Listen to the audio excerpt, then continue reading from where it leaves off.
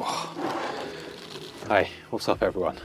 I was hoping to show you some of the garden today, but it is chucking it down. So we are in the greenhouse, and in the greenhouse, again, at this time of year, there is so much work to do. And for me, in a small greenhouse, some of that work is just working smart, tidying up, pricking seedlings out, maximizing all the space I can. And I thought, while we're in here, why don't I show you some of the cool exotic and tropical plants that I grow and show you what I've overwintered and how I've overwintered my plants, because I know so many of us have lost plants this past winter, even in greenhouses, because the temperatures were so extreme and so prolonged, right from early December through to a lot of us have had snow in March. Now I'm lucky, I'm in Dorset, I'm by the coast, so my garden is very, very mild, and I just had drizzle, much like today, instead of snow. But December did hit a lot of my garden, so I'm lucky to have a bit of space, although limited, to overwinter my plants. So as I'm tidying, I'm going to show you some of the plants that I've got in here that I'm excited to set free in the garden again when the weather is warm enough. One of the most important jobs in winter is keeping the greenhouse tidy, and as we come into spring, that job doesn't stop. As plants drop their leaves, as soil drops on the floor, it's all going to encourage rot and botrytis. It's a sealed environment in a greenhouse after all, especially in winter when all of the vents are shut, the doors shut, because we're trying to keep that warmth in. It doesn't have that good airflow, so we want to get any dead material out as soon as possible, just to keep the plants as healthy as we can. And that's been one of the key things I've had to do through winter. And it seems a bit like a never-ending task, because as the plants kind of go into their winter slumber, they do shed, naturally, a few leaves. And it's just keeping an eye on them and pulling them out. I've actually done a video on how to get the best health out of your plants in winter in a greenhouse, and I'll link that above and in the description below. At this time of year though, I've really noticed that because the days are getting quite a bit warmer, the watering regime is picking up. Now in winter, I only water once a week, maybe once a fortnight. I will keep my plants as dry as possible.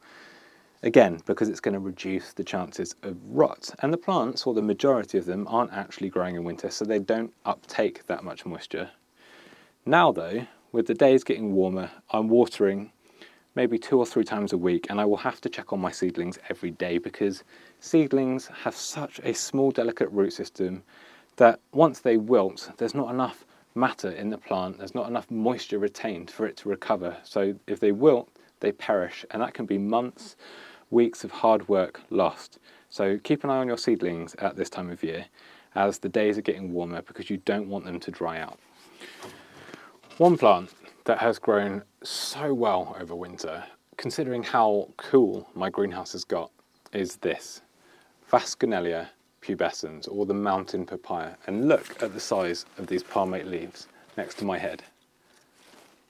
They've got a really, really beautiful shape, and it's a really exotic looking tree. And I was going to say small tree then, that's why I hesitated, but I remembered seeing them in Kew and at the Eden Project. Maybe not this exact species, but papaya trees, and they can grow into mighty single-stemmed trees with papaya fruits just draped off of this stem.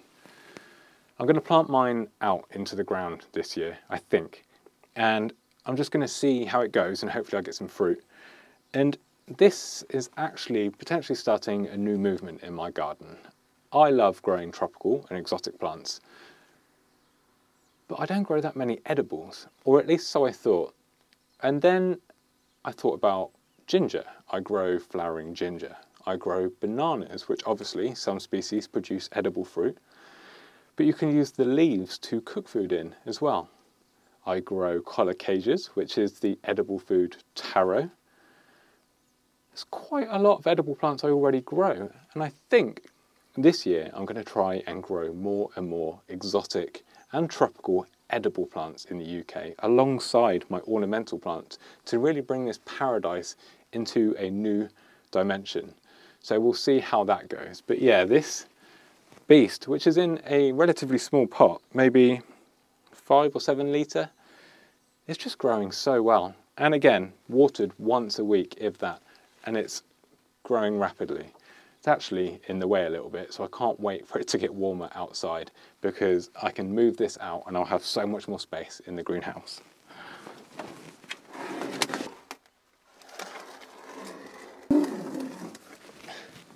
Right, just about managed to get that out of the way. This is the struggle in a small greenhouse, but it makes me work smart. And that's given me an opportunity to show you this. Let me bring it closer. Who recognises this leaf? One of the most desirable plants amongst tropical and exotic gardeners at the moment. It's Brassaiopsis mitis. And it's coming alive. Now, I've kept mine in the greenhouse, which, as I've said before, is heated to about 4 degrees Celsius, just to keep the frosts off. Now, these plants are said to be hardy down to at least -10, but because they're so desirable and rare, I spent quite a bit of pocket money on this one, so there's no way I'm leaving it outside at nature's peril. So I've protected it a little bit, but I'm really, really pleased to see that these quite small, new young leaves are pushing out. But let me tell you, this stem, this vicious stem, drew its fair share of blood over winter. Now you can see that I am squeezing my way around in this greenhouse, so you can only imagine how many times this caught the back of my head, my arms. It even went for the jugular. It got me in the neck, but I'll let it off because it's putting these beautiful leaves out. I call them plants that fight back, and usually I don't like to grow plants like this, like roses. They will fight back when you're pruning them, but I guess it's only fair. I do hit them with secateurs from time to time. I'll put this back in its spot. Now, let me show you how I've been overwintering most of my plants, including that Brassiopsis mitis, and where they live in a greenhouse, a 6-foot by 8-foot domestic greenhouse, when I'm trying to do all this propagation and run the nursery out of this space as well. We're going down. So, here is the underbench world in my greenhouse. This is where I overwinter the majority of my tender and exotic plants. And you might think that overwintering them under a bench, they're not going to get enough light. And you'd be correct. But they get enough to survive their semi-dormant winter state. So I've got things like my Begonia bromeliads down here. And these are colour changing plants. They will colour up in full sun and completely change colour in shade. So you can see this half of the plant had lovely bright sunshine, but this one was tucked underneath the bench behind a compost bag, so it's much more green. But most importantly, it's alive. Now, there's another bonus of having plants underneath the bench. So just up here, you can see the corner of my propagator. Now the propagator has a sealed bottom. So when I'm watering the propagator, no water trickles down underneath here, which, as I said earlier, helps to keep these plants drier in winter. And that drier condition is just going to help keep them healthier and kind of decrease the chances of rot happening in this space in the colder winter months. So under here, you've already seen that I've overwintered Begonia bromeliads. I've got this beauty. This is my seed-grown Musa sycamensis that had the lovely red striped leaves. Now you can just see the tail end of it there. But again, this is a plant that will colour up really, really nicely in direct sun. So the next few leaves that come out, when this can be moved outside, should have those lovely red streaks on. But look at the size of it. To say that this was grown from seed, well, probably exactly 1 year ago now, it shows how fast bananas can grow when you master the art of growing them from seed. Now, I've done a video on growing bananas from seed, and it actually features this exact plant. You'll see it in its seed form, seedling, and then this. Again, I'll link that above and in the video description. So I overwintered bananas there. I've also got this, my Begonia luxurians, which is a cane type begonia. And this particular species of begonia which is commonly called the palm leaves begonia, and you can see why. This particular species hate being moved indoors. They tend to just shrivel up and die. They hate the fluctuating temperatures inside homes, and they really don't make good houseplants. Now, there are quite a lot of tender plants that you can bring indoors and just treat them as houseplants in winter, but this isn't one. Or at least I've had no success, and I've heard loads of horror stories with other people. I find the best way is to do what I've just done here. Move it into a frost-free greenhouse, ideally somewhere around 4 degrees Celsius in temperature, and keep it dry. I watered this. This was probably once a fortnight through winter, and it's just kept the roots hydrated. There is fresh new growth coming up from the base, and we've got all this growth up top as well. And I'm even tempted to start taking cuttings again. Let's put that one there. What else have we got? Oh, here's a plant that I bought off of Mike Clifford at Abbotsbury's plant fair last year, and I don't think it ever made it onto the YouTube channel. Now, it did look a lot better than this when I got it from Mike, but it's obviously in its form for being overwintered. This is Coussonia paniculata, and it's sometimes called the snowflake plant because of these really cool snowflake-shaped leaves. Now, I've not grown this before, so I'm unsure of its hardiness, and Mike has this really good system when he sells plants where he sticks a dot on them. Red meaning tender, orange perhaps half hardy, and green is hardy. And I saw that red sticker, and it was actually out in my garden, and I panicked and I bought it in winter. It looked like I was losing it, but it's okay. It's actually forming a bit of a cordex, a swollen bit at the bottom of the stem. So it'll be interesting to see, one, if I can keep this alive long enough to put it back outside, and two, to see how it develops. I mean, they are such beautiful leaves. And then you might be able to see under here now, there is a field of aeoniums. Now, I was speaking to someone on Instagram earlier in the week, and he told me that so many people have lost their aeonium collection this winter.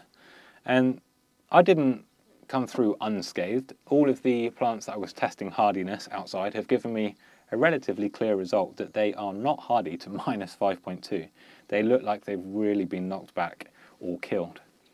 But these ones, kept almost bone dry under that propagator, so it's a bit of a rain shadow, in the dark, have survived. Now, they don't have the lovely coloration on them that they would in summer when they flush up under sun stress, but they are thriving and they're putting out loads of new growth. And that's actually something interesting about aeoniums. A lot of succulents, people don't water them in winter. I guess because people like me tell you don't water your plants that much in winter. But when I said earlier, most of my plants aren't actively growing, aeoniums are one of the ones that do. They prefer the cooler, slightly darker conditions, and that's when they'll actively grow. So if you water and feed your aeoniums in the winter months, you'll get loads of good growth, like these fresh new leaves ready for spring and summer. And if you pay attention, you'll notice that in spring and summer, mostly summer when it's hot and dry, these plants actually shut down. They don't grow anymore. You might get flowers in late summer, but they're not pushing out new leaves unless you can find somewhere for them in the garden that is cool and moist, and then it will mimic this cooler growing season, and you can keep growing them all year round. I've got 1, 2, 3, 4, 5, 6, 7, 8 pots of different aeoniums under there, and I'm so glad that they've got through because, like I say, I actually lost loads of the ones outside. I also propagated a lot. Let me just grab one. Like this aeonium Schwarzkopf. Latin names. It's always hard, isn't it? By propagating loads of these plants, I know that I've got lots of backup plants if I do ever risk leaving any outside. I'll say this over and over again. Propagate plants and have backup plants because you will be so thankful that you did when you lose a plant.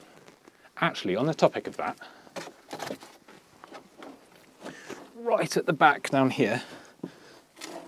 That's where I practice my side hustle of being a contortionist to work in this space. Is a good example of two things and a bad example of one. This is such a bad example of how to get a plant through winter. Look at it, it's covered in mold and botrytis. It, however, is a good example of why you want to back up your plants. Now this was my Brillantasia subulagurica, something like that, the giant salvia. And this autumn I did not take cuttings from it, which was, I think, just because I forgot to bring it in until too late in the year. And I desperately brought it into the greenhouse, tucked it under the bench with everything else and thought, if I keep it drier, it's going to survive. It didn't. It really didn't survive. And it was only when I got an email from a lady designing a garden at Chelsea looking for this plant and they wanted it on their stand. I thought, oh brilliant, I think I can help them out. No, no can do. Luckily, I found someone online who was smarter than me and took cuttings. So it's a bit bare at the moment, but I trust that it's rooted. At least it's green, so it's already better than the one I've got. And I will take much better care of this one, and I will be sure to take cuttings in autumn from all that fresh growth. You can actually see there's shoots just starting to emerge here. Learn the lesson from people who share the mistakes they've made, like me. It takes a lot to share what you've done wrong, but it's the best way to learn from it. I've learned so much from people who are kind enough to share their mistakes with me. Now, just the other side of me, I've got even more cool plants that I've managed to overwinter. We're doing living Tetris again. Let's slide this out of shot. Let me tilt the camera down and this way. Look at those cool leaves. It's Fatsia polycarpa. I've got quite a lot of these in stock at the moment. I absolutely love them. Really, really love them. Actually, let's show you this. Whoa. Now this is nice because it's got this amazing exotic leaf. They, for me, have been hardy down to -5. They survived this winter in the garden. And they're evergreen, so you've got lovely, exotic winter structure in the months where so many other things have gone dormant. Right, ow, my head. This is my Fuchsia boliviana, which has those lovely pendant flowers. Now this I grew from seed and it was supposed to be a red flowering form. But alas, it's not. It's the white and red flowering form. But that's fine, it's still a beautiful plant. I've got my Bohemeria, which is just starting to reshoot here. Now, I'm told these are hardy, but again, it was the only one I had. And as I grew it from seed, I just wanted to take precautions. At the back here, I can see I've just snapped the stem off, probably as my bottom swung around. This is my Justicia carnea. You see that? The Brazilian plume flower. And again, that's just bought in, that's always growing in a pot, and it's just bought in winter. And I stopped watering and stopped feeding it. And another banana back here that I grew from seed. This is Musa cheesemanii, so it's a really nice different species. And it's got a much more slender leaf, and it should have, yeah, in time, it's just starting to develop a much bluer stem and kind of glaucous blue leaves. So I'm looking forward to seeing this one grow on. Right, I'm getting cramp. Let's go back up. Oh, I feel like I'm getting old. Am I getting old? No. It's the cold weather, it's making my joints ache.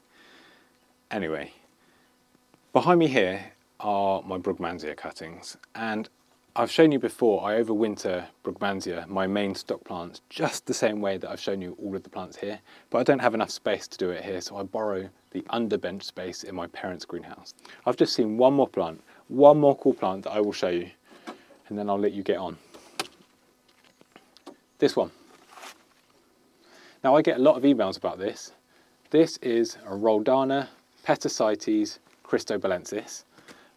It's been a firm favourite on my YouTube channel for a couple of years now. This leaf is covered in aphids. Like covered, so I'm just going to pull that off and put it in my waste bag outside. Yeah, it's just that one. They've got these lovely, really nice purple undersides to the leaves. An absolute favourite. And again, that was a cutting I took in autumn because I left the parent plant outside because the regular variety, this one, Roldana parasites, is much hardier. So I thought I'd experiment with the purple-leaved Cristobalensis. And I can confirm, no, don't experiment with it. It's one of those precious plants that you're going to want to nurse and to get nice as big and take cuttings and share them with friends and family. I've told you why before, because they now have plants that you can take cuttings from when you lose yours in winters. So yeah, my mother might have one of these growing in our garden soon. We'll see. Well, hopefully you've enjoyed having a little look around in the greenhouse. I said I was going to come in here and do some cleaning, but I put down that brush pretty quickly just to talk about plants. You're distracting me. I have work to do. If you found it useful though, and found it interesting, hit that subscribe button. It's one of the best ways to support this channel, and you'll help this community of plant enthusiasts and garden enthusiasts just grow.